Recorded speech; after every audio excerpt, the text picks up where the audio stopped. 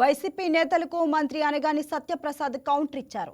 బూతులు తిట్టడమే వైసీపీ నేతల పని అని మండిపడ్డారు.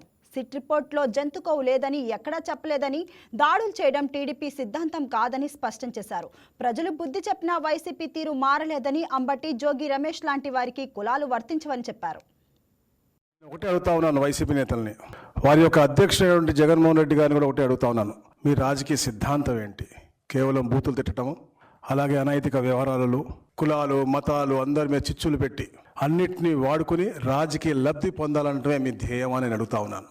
ఎందుకంటే మాట అనేది అపారమైన శక్తి కలిగినటువంటి విషయం. అయ్యే మాటలు ప్రజలను కలపగలవు, అలాగే సమాజాన్ని విడగొట్టగలవు. మనం మాట్లాడే ధోరణి బట్టి ఎన్నో మార్పులు, వాటి యొక్క పరివాసాలు ఉంటాయి. ఒక మంచి మాట మనుషులని దగ్గర చేస్తుంది, అదే ఒక చెడు మాట సమాజాన్ని చీల్చేస్తుంది. అదే మాటలు అశాంతికి అలాగే విభేదాలకు నాంది పలుకుతా ఉన్నాయి. అదే మనకి గత కొద్ది రోజులుగా మనకు కనపడతా ఉన్నాయి. మనం చూస్తూ ఉన్నాం.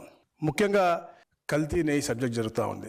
కల్తీ నెయ్యి, ఆవు లేదు, పాలు లేవు, కల్తీ జరిగింది అని నిర్ధారించారు. సింథటిక్ ఘీ అని చెప్పారు. అడల్టరేషన్ జరిగింది, హవాలా ద్వారా క్యాష్ ట్రాన్సాక్షన్ జరిగిందని చెప్పి నిర్ధారించారు.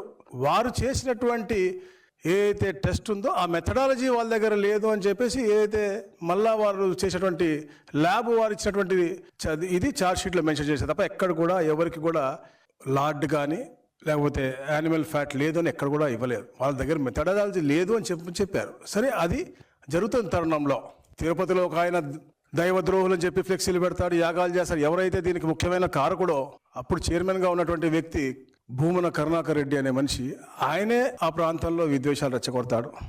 నిజంగా నేను చెప్తా ఉన్నాను, ఎన్నికల ముందు ఏదైతే వీళ్ళు తప్పుడు రాజకీయం చేశారో, బూత్ రాజకీయం చేశారో, దానికే అనైతికంగా దానికే మేము కట్టుబడి ఉన్నాము. ఈరోజు కూడా మేము అలాంటి విలువలను రాజకీయం చేస్తామా వచ్చి ఓపెన్గా చెప్పండి.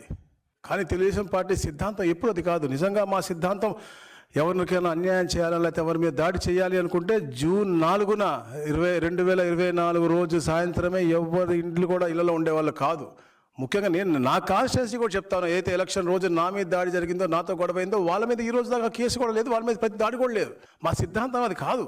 వాళ్ళు గమనించాలి. వైసీపీ పార్టీ వాళ్ళు 151 సీట్ల నుంచి 11 సీట్లు పరిమితం చేస్తూ ప్రజలు ఒక స్పష్టమైన తీర్పు ఇచ్చారు. అది వాళ్ళు ఇచ్చినటువంటి గట్టి హెచ్చరిక. అయినా వారి వైఖరిలో మార్పు రాలేదు. రాబోయే రోజుల్లో ప్రజలు దీన్ని ఎట్టి పరిస్థితుల్లో కూడా సహించే పరిస్థితులు లేరని చెప్పి కూడా నేను తెలియజేస్తాను. ఎందుకంటే యథా రాజా తదా ప్రజ అన్నట్టుగా వారి నాయకుడు అలా ఉన్నాడు కాబట్టి కింద వాళ్ళందరూ కూడా, అక్కడ భూమన కరుణాకర్ రెడ్డి గారు అవ్వచ్చు, ఇక్కడ మొన్న చూసాం గుంటూరులో అంబటి అవ్వచ్చు, మరి నిన్న జోగి రమేష్ అవ్వచ్చు, వీళ్ళందరూ కూడా. ఎందుకంటే వీళ్ళు మాట్లాడుతూ కూడా కులాలు మాట్లాడతారు, లేదా వెనుకబడిన వర్గాలు అంటారు, దొంగలకు, హత్యాకోరులకు, విధ్వంసకారులకు.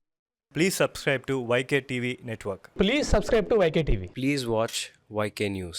Don't forget to subscribe YK News channel